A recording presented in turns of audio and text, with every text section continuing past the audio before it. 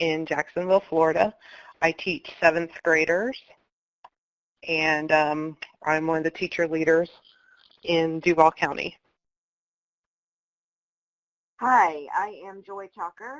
I teach multiple grades and multiple subjects, high school, everything from AP Human 9th grade to ACE International and ACE Global Perspective for 11th and 12th graders at a suburban high school in Jacksonville, out in a suburb of Jacksonville.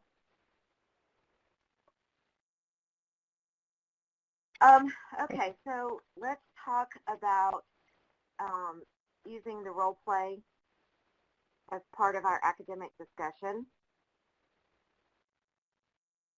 You see the rationale. One of the things that this can help students with is getting a perspective, and it's not just something that they have thought of that is still in their head, and it's multiple perspectives, which in this global world, that's exactly what we need. It's something that is very motivational. The kids love doing this. It's a change of pace. Believe it or not, the text is very challenging. Having to point out evidence, point of view, bias is something that the students have trouble with, and it is very challenging for them, and it helps them to see, to go back and see these multiple perspectives. It also leads to a wonderful discussion with the students. If you've done this, or any type of Socratic harshness, then you understand the kind of discussion that the kids can bring into the lesson. Shannon, did you have anything? I was just going to add to that, you know, I deal with students who have very limited perspective outside of their own neighborhood, and this is really an excellent way to get them to think about how things outside of their neighborhoods affect them and how they fit into more of a democratic society, and how, particularly with the example we're going to use tonight. I'm nodding my head in case anyone couldn't see me. Totally agree. I teach upper level kids, and even they have a hard time seeing different perspectives rather than the ones their parents have or their friends have. And this is a great way to use other perspectives to these kids, things they haven't even thought of before. And I tell my students all the time, you know, this is how I think, and it's really nice to be reminded that other people think differently.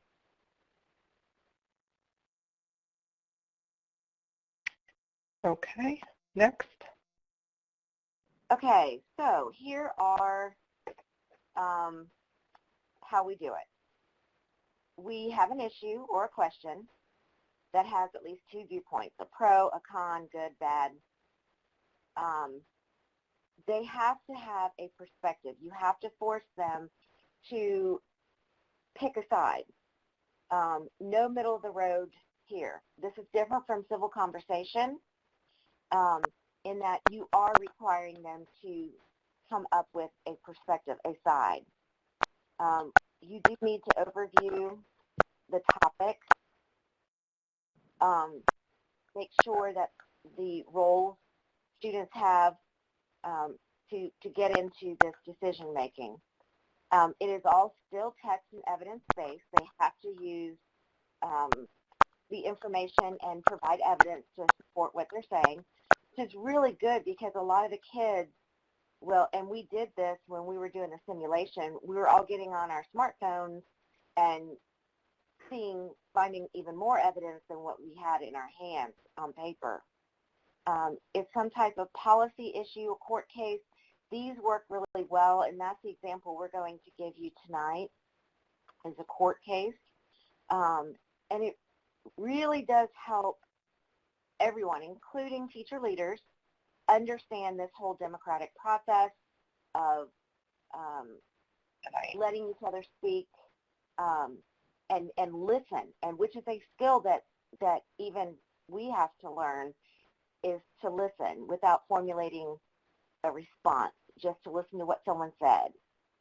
So this is a great way of helping students and teacher leaders do this. In fact, that was one of the problems we had during our face-to-face session, is that people were responding and not taking the time to listen to other people's side of the argument, and that's something that this activity will force the students to do. Okay. So what is basically the prize at the end? We're looking for academic discussion, true discussion of the information that the students get. They're not playing a role. They don't have a script they follow. There's no acting. There's no costumes. And again, it all goes back to how well you know your students, and you know them better than anyone. So sometimes you have to talk through the information and the case because it could be emotionally charged. Sometimes you think, okay, this is just going to be one of the normal discussions. And because of the community, your kids, they take it very personally, and you have to make sure you debrief after you go through these, especially if you see the students getting emotionally charged.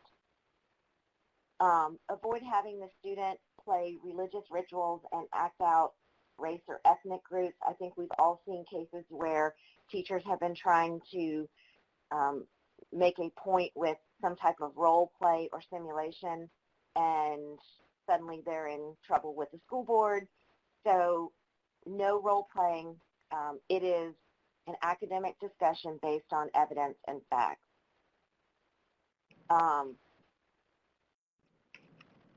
So maybe at the end, don't let them even share their opinion. And I know that sounds like contrary to what we're used to doing, but again, this isn't really about their opinion. It's about where's the evidence to support your case, what you're saying.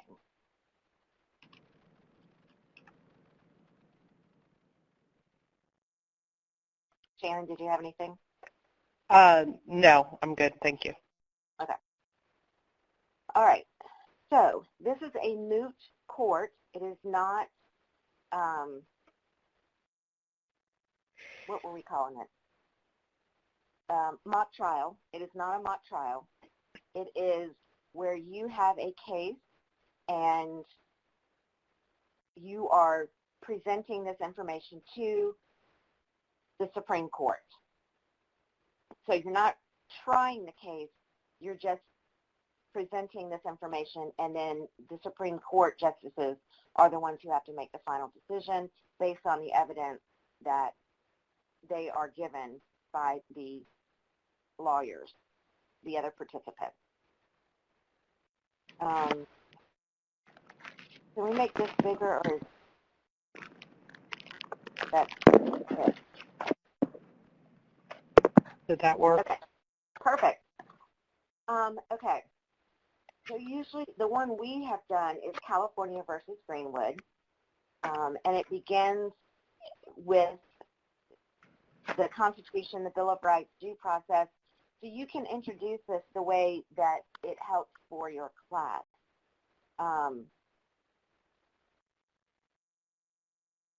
Let's see. You'll see how it's introduced when we go through the actual PowerPoint. But one thing that we noticed as teachers, that on our district-provided laptops, we have built-in cameras. And we noticed that the majority of teachers have covered them in some sort of way. So we got into the discussion of privacy and where is there an expectation of privacy. Right. Which was really kind of interesting because we did look around and everyone's cameras were taped or covered over in some way. And that led straight into the discussion for the Greenwood case. Do we have that PowerPoint? Yes. Yes, just a second. Sure. Okay. You see right now it's going through it, and I believe you have this, but it just goes through the teacher guide how you do it. I am a little bit more hands-on, so I will go through the PowerPoint. Okay.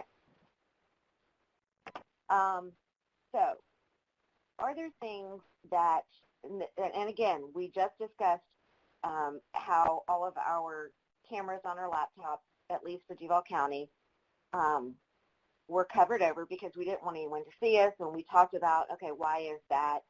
And it can lead into kids talking about FaceTiming each other, various other things. And then I would ask them the question, are there things you throw away that you and your family would not like anyone or everyone to see? So we had a discussion on that. So what is it that you throw away or could be thrown away, that you don't want anyone to see?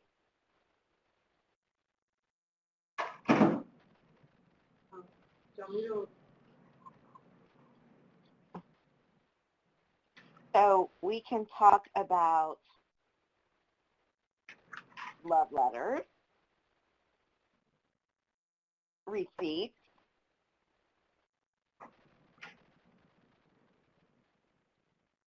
Tax returns. tax returns. Perfect. Computer disks, which no one has these anyway. But still, flash drives, we don't want our flash drives to get around. So we all have things that we throw away that we don't necessarily want our neighbors to see. Many times we hide them deep in the trash so that perhaps no one will see them.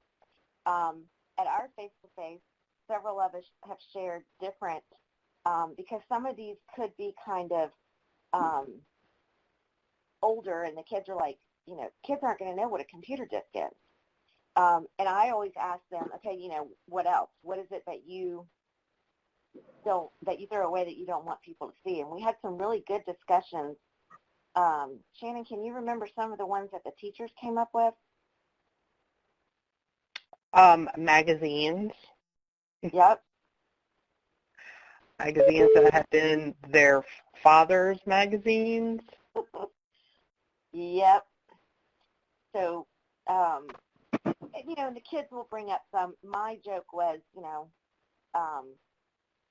my wine bottles, when the recycling comes around, you really don't want, okay, here's a Coke can and one wine bottle. Okay, that's good enough. Snapchats are perfect, too, when you're talking about the face-to-face and things like this. Virtual trash, isn't that the truth? Old photos. So now we're going to talk about this case, California versus Greenwood. Oh, Amber, definitely. Here are the facts that we have. In 1984, Billy Greenwood was arrested in California on a felony narcotics charge. He was tried in Superior Court and convicted. The police had collected most of the evidence against Greenwood from dark green plastic bags. These are the kinds you could not see through. Greenwood had left the bags out for the trash collector. They sat on the curb in front of his house. The police did not have a search warrant, but they did get permission from the trash collector to look through Greenwood's trash bags.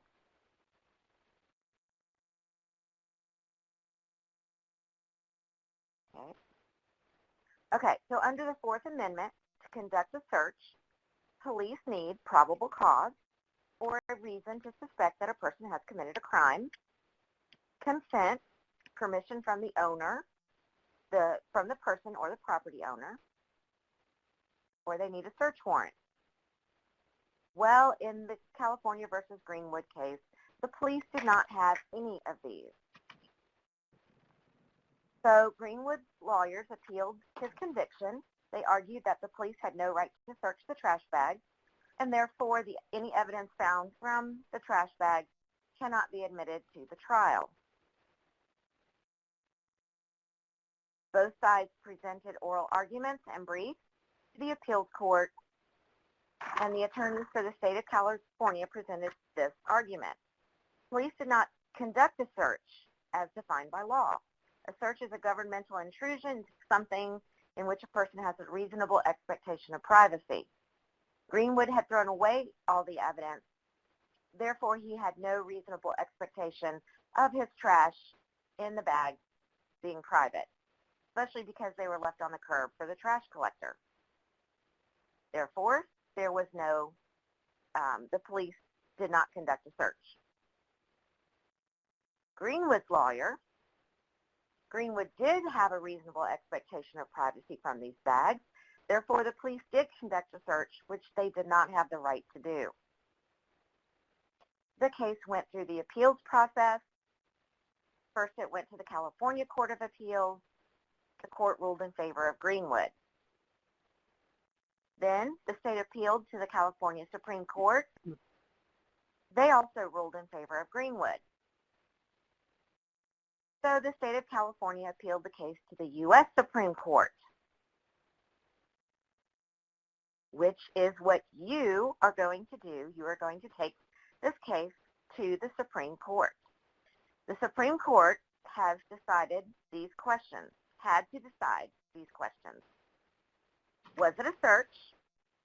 And did Greenwood have a reasonable expectation that his trash would remain private? So you're going to take the roles of justices of the U.S. Supreme Court, attorneys for the state of California, and attorneys for Greenwood. Let me pause here. And when we did our moot court in Florida, face-to-face, what we did was we had so many people, and we just simply divided them up and said, I think Shannon gave them numbers and said, okay, if you have this number, you're a Supreme Court justice. And then we said this side of the room is the attorney for the state of California. This side of the room is attorney for Greenwood. You can do it ever how you decide to do it. And it really, no matter how you decide to do it, it worked well. And if I could jump in, I would probably take my enthusiastic student like Mr. Hopridge, who told us right away that he said on the curb it was fair game, and I would force him to be, or I would not force, I would assign him to be the attorney for Greenwood to make him see that other side of the argument. And that happened actually in our face-to-face, and at first it was really difficult for the teachers to argue against what they felt, but they did it. So again, and I do this with my students. Oh, you're on this side? Okay, this time you're on this side. So, all right, so to prepare for this case, the attorneys for Greenwood have to create arguments to convince the justices that Greenwood did have a reasonable expectation of privacy. So, therefore, the trash bag should not have been searched. The attorneys for the state of California are going to create arguments that Greenwood had absolutely no expectation of privacy and the bags could be searched legally. The justices of the Supreme Court are going to come up with at least 3 questions to ask each side to help them determine their case. So you decide who will represent your court to perform, your group to perform in the moot court.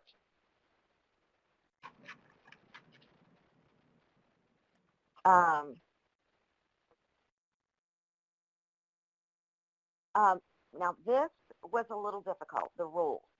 The attorneys for the state of California present first, attorneys for Greenwood present second, and then justices will ask questions on both sides during the argument. The way we did this was when State of California presented, the justices asked their questions. Then when Greenwood presented, the justices asked them questions. They could be the same. I think ours were a little different. After the oral argument, the justices meet, discuss, they vote, and then the justices explain the reason for their decision.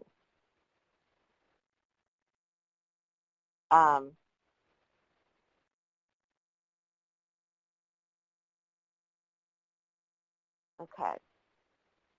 So I see that you have been, go ahead.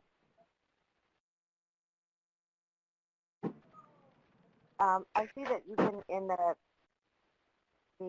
chat, you've been talking about which side you're on. If you want to continue letting us know which side. The difficult part is, and it's a wonderful difficulty to have, is that the children become so engaged in it that oftentimes they don't want to sit and wait to hear somebody out. They want to rebut right away. And it's Yes. that discourse that you really want to have with them. But I like Nathan's question about how would this apply to trash cans. And I guess the question that ultimately we came to in Duval was, where does privacy end and private property end and public property begin? Right.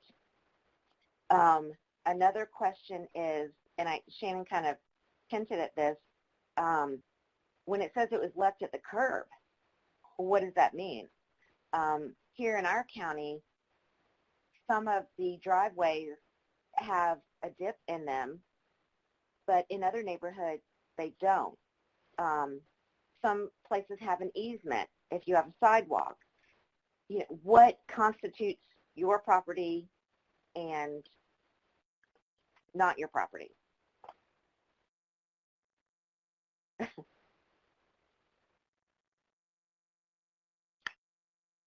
Right. Now, the case said it was on the curb. Now, here's the other problem, and again, it's a good problem. Because we have technology in our hands, I know when I first did this simulation, as we were discussing the case, I was Googling information about Greenwood. You know, what is an illegal search? You know, who was this person, and, you know, what happened in 1984? And I did some quick background reading on this. So when we did it face-to-face, the same thing happened.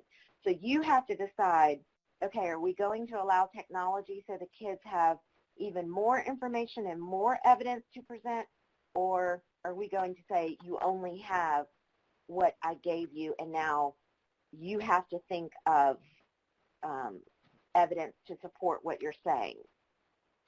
And it, again, is a wonderful problem to have with all of the technology we do have. And instead of me typing this out, one of the questions that Tom had was, do we allow the kids to do the same thing and allow them to search while you're working through the moot court? And I believe that's totally at the teacher discretion, but one suggestion that was made at our face-to-face is because you don't want the kids to just automatically log in and see who the decision was for, was to create a Nearpod or a PowerPoint that can be shared with the students that has additional but limited information. Right. And that would, again, depend upon the reading level of the student and how much information you want them to have. Right. Okay. So let's decide, just based on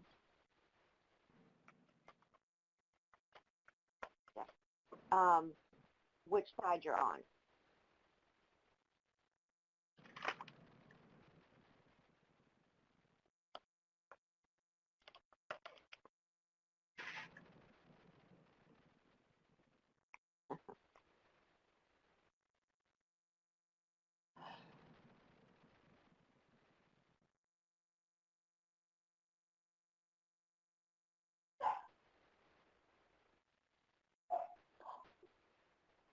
Okay. Kind of figured out which side you're on? Looks like they're typing. Okay,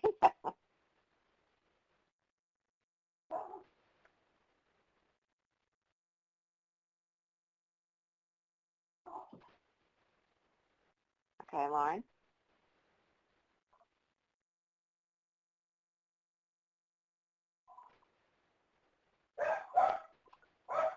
That is not my dog.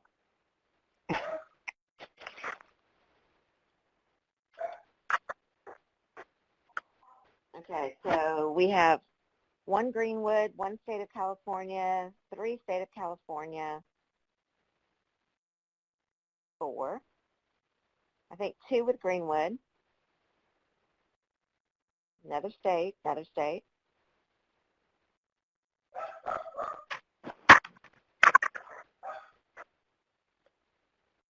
Scott, why are you on the side of Greenwood?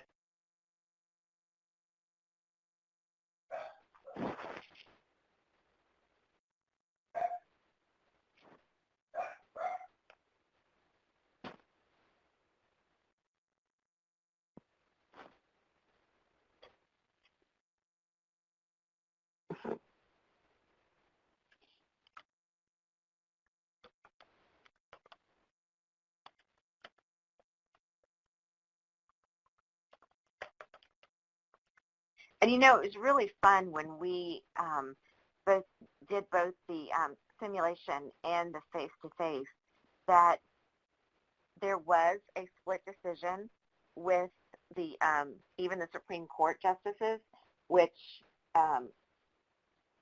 whichever way you do it, sign yours. But it's really neat to find out why, and then the kids provide the evidence and support it.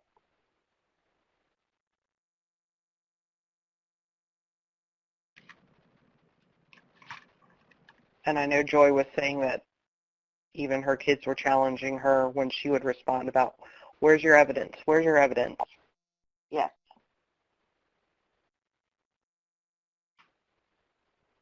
I'll give it just a few more seconds.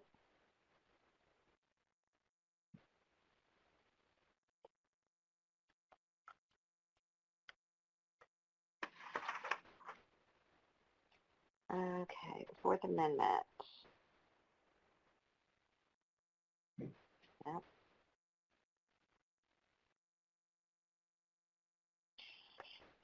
And Tom, you know, you say you could be swayed. One of the things that I have done in my class is actually have, not necessarily in this moot court, but have the kids try to persuade the others to come to their side, to see if they can get anyone to switch sides. Now, I didn't do it with this one, but I have done it with others. Okay, so what was the decision of the U.S. Supreme Court? The court found in favor of California. Justice Byron White wrote for the opinion of court: plastic garbage bags left at the side of the public street are readily accessible to animals, children, scavengers, snoops, and other members of the public. Moreover, Greenwood placed refuse for the express purpose of giving it to the trash collector. Greenwood could have no reasonable expectation of privacy in the items discarded.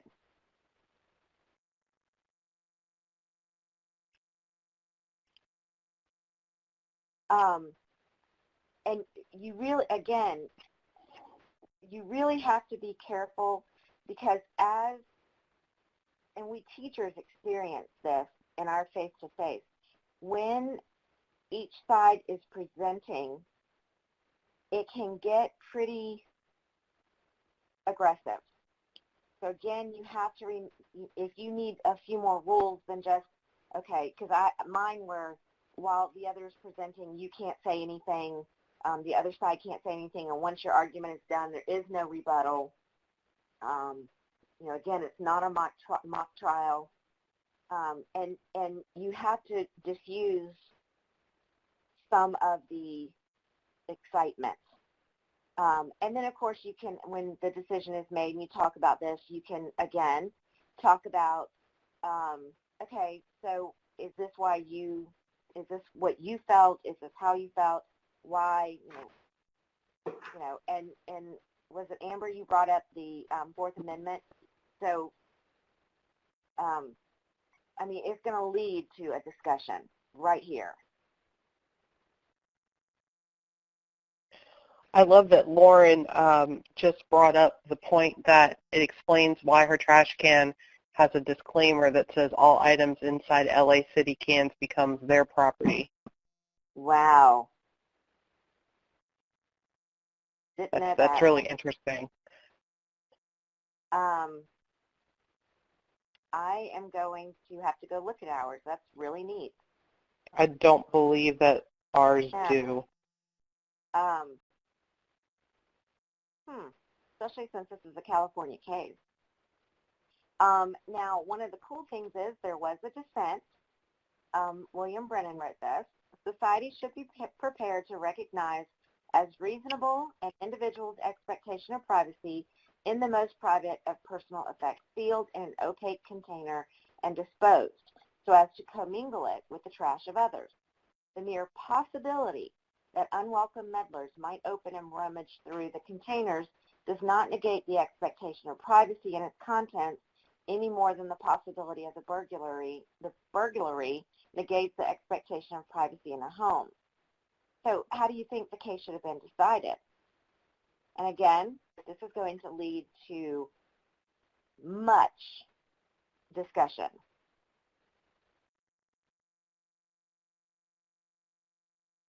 Yeah, this discussion will extend far beyond the actual decision. Yeah. Now, again, when you get your teacher guide, and I believe you will have these, it does tell you how to do things, and as you read over them, just understand, maybe the first time you do something because this isn't a face-to-face when we really couldn't do an actual simulation of this, but it's a work in progress. You have to look back, you have to reflect on this and say what was good, what was bad, what do I need to change for next time? And again, it's all right here how you can do this. And I just make notations in the margin or on a sticky note and stick it to it. So next time I do this, I'm like, okay, I need to change these things. But the kids get so excited when they get to do things like this, things that aren't normal every day. Okay, sit down, take notes, or read this, and it's such good information, and the kids get so into this, and I just kind of look back on them and start smiling at them because they are doing this. They are the ones who are leading the discussion and doing it, going back to our civil conversations, doing it in a way that is very civil to each other, especially if you've done that civil conversation a few times with them. So here is something even better. Simple steps to conduct a moot court activity. And it's always great when you can trick them into learning. I love it. Nathan, I think Laura's probably going to answer that. Moot court, because we're not putting this on trial. It's going before the Supreme Court, the U.S. Supreme Court, and it's already been tried. If you want to try this case before and take it through those steps, I mean, that's perfect. I think that's a great way to, and again, a forced perspective, but I think it's a great way to, okay, here's what happened. Now let's move up the chain and see how we do this. So completely up to teacher discretion in my eyes.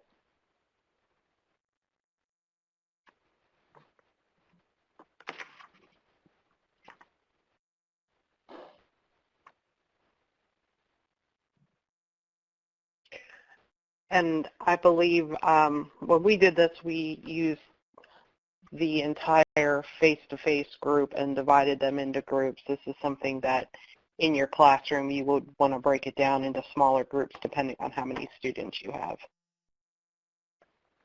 Right.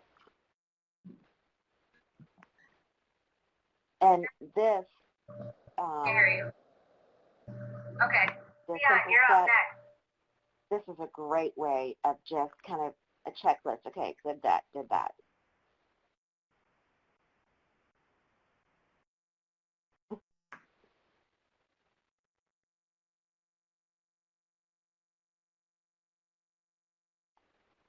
And it's my understanding too that a mock trial would be something like, you know, like the fairy tale trials where there has not actually been a trial. A moot court is something that's already been decided.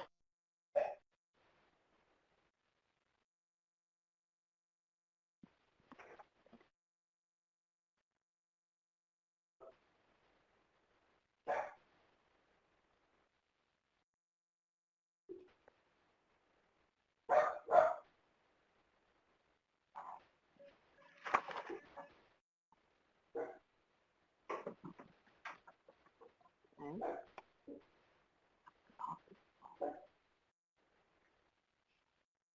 Yeah. Oh, they went from 3:30 to 4:30. You're going after I'm done with this. You weren't here. Lauren, you asked a really good question. Is it hard to get students to transition from phase to phase? I haven't. Again, if you look at the simple steps, it says, you know, give them a 2-minute warning, a 3-minute warning, something like that. I have done that, and then when it is time, I'm like, okay, you know, we need to pause here, come back together, regroup, and now we're going to move to this step. So I try to, after I give them a warning and then the time, I make them all stop and then regroup, and now we're going to go to this.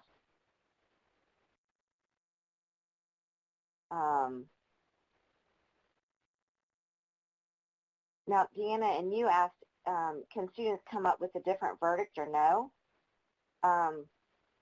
I think that's perfectly acceptable because that's the whole point is you're going to have some, and even in our webinar simulation and our face-to-face, we had both sides.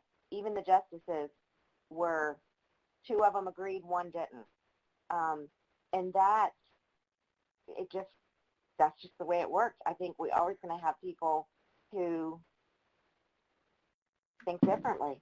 But they also have to, and I think Shannon and I, all of us ask this, okay, so why did you feel that way? What convinced you? So I thought that was perfectly acceptable. And that would be an excellent way for them to even further their studies with the Constitution. And how does the Fourth Amendment play into this? You can definitely have your opinions and your feelings about what it would be, but the job of the Supreme Court is to follow and interpret the Constitution. So if you disagree with the original Supreme Court verdict, how did you interpret the Fourth Amendment to support your evidence or support your ideas? And one of the things that I think you need to be careful and aware of is time. Here we have 90-minute classes. So I know how much time, and I can kind of make sure I do have enough time, and keep an eye on the clock. You don't want this to go over multiple days. Without having said that, it can go over multiple days, but it has to come to a stop, because if you try to discuss, and one of our teachers actually said this, that when he did this, he tried to pick it up the next day and have another discussion, and it just, the kids looked at him like, we have no idea what you're talking about. So stop at a point where the discussion can't go on, and then if you want to continue with something else with this trial or the moot court, then pick that up the next time, or come to a breaking point.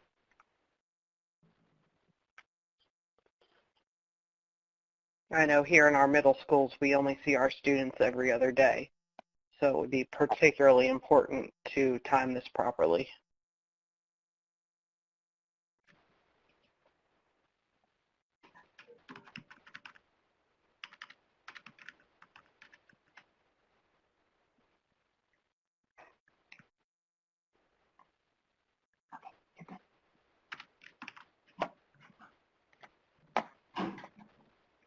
Any questions on any of this so far?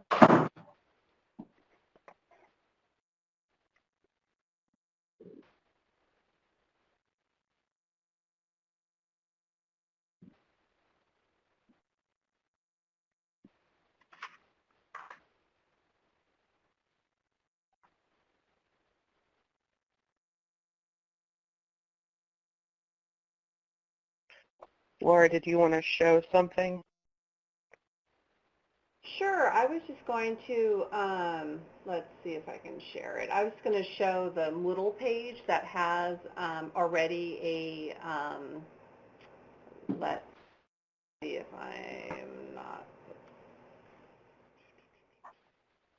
Does everyone see the teacher Moodle page? Of course, I can't see the chat section, but Joy and Shannon, do you see it? No, it's minimized in that window. Okay, let's see if I can get it going again. Let's see here. Stop sharing. Okay, let's see if I can do it one more time. Share my screen.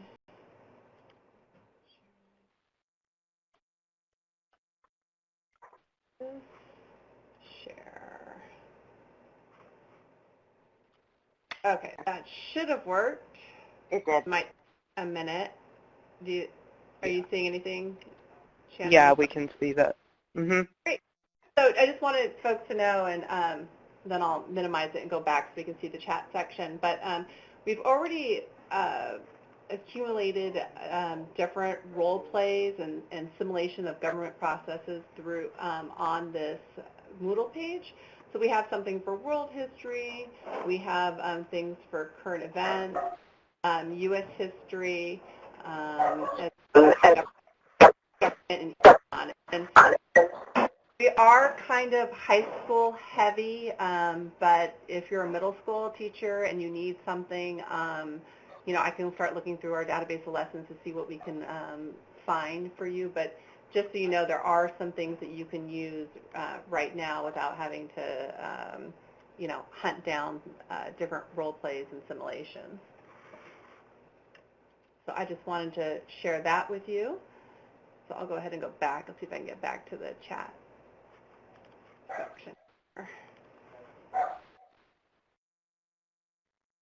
Let's see, stop sharing. Okay. We're back.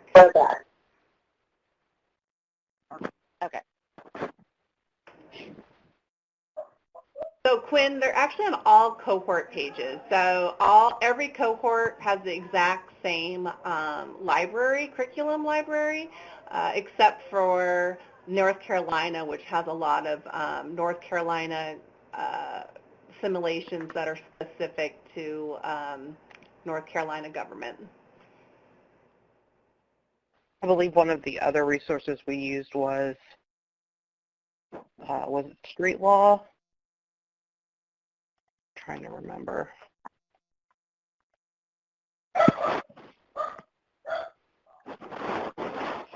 And it doesn't just have a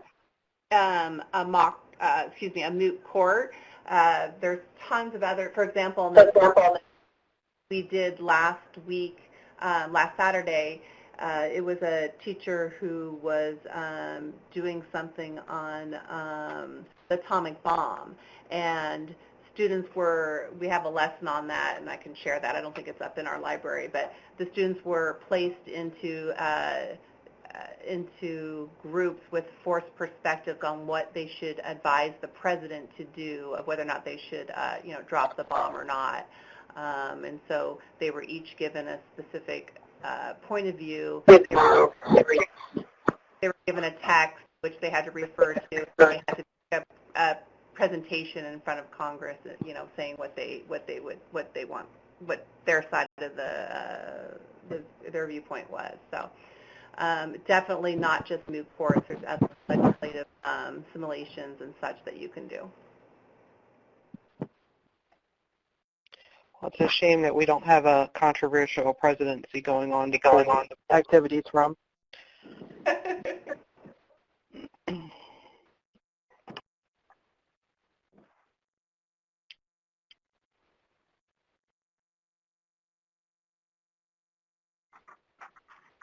Okay, any other questions on the moot court activity?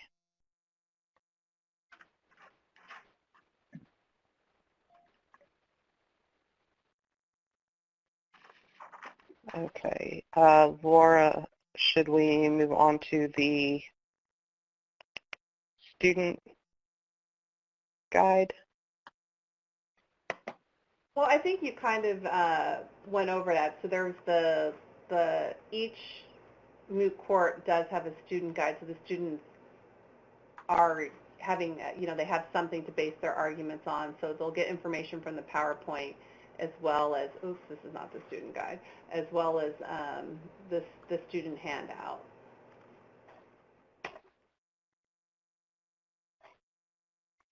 I'll go ahead and pull that up if you wanted to talk about it. Okay. Is that the student handout right there? Yep. Yes. Okay. Yeah. So this shows, it gives the kids some of the information, arguments that the state made, arguments that Greenwood made. So they do have a little bit of information. And I would probably tailor this again to the level of my students, how much I gave them to base this on.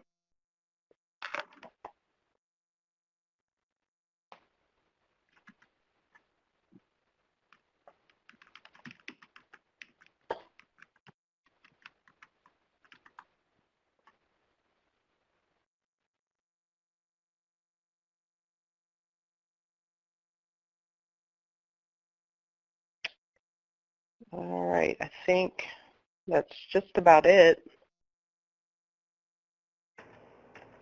I think I just wanted to just briefly talk about next steps, because I know you all are from different cohorts. So basically at this point, sometime this month, preferably earlier rather than later, is that you would actually try a role play or a simulation in the classroom and then do the online reflection. The online reflection should be up in the next day or two on the Moodle page. I know some teacher leaders are using Google Docs to do that reflection, so however way that your teacher is doing that reflection, we ask that you participate in that and let us know how the lesson went and some of your feedback on it. And then there'll be a webinar debrief with all your cohort members to discuss that online reflection. And then we'll be holding tentatively May 31st, but I'm not sure. We'll send out an email. We'll do a national webinar kind of closing out this entire project, and then maybe sending out a final evaluation, and then you guys will get your stipend checks. So that's the kind of a lot happening in this month of May, but that's what we're shooting for. Any questions?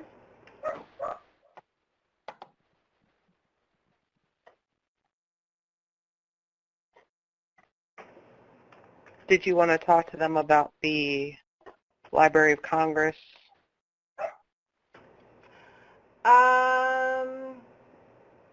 I don't think so. Okay. We'll be posting some new lessons that are being piloted from the Library of Congress, but I'm not sure if they're opening it up to all of the teacher cohorts or if it's just the teacher leaders at this point. I'd have to check, and if it is open up to all the teachers, I will send out an email. Okay, cool.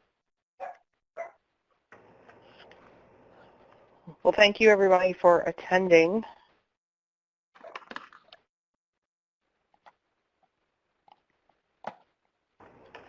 Thank you.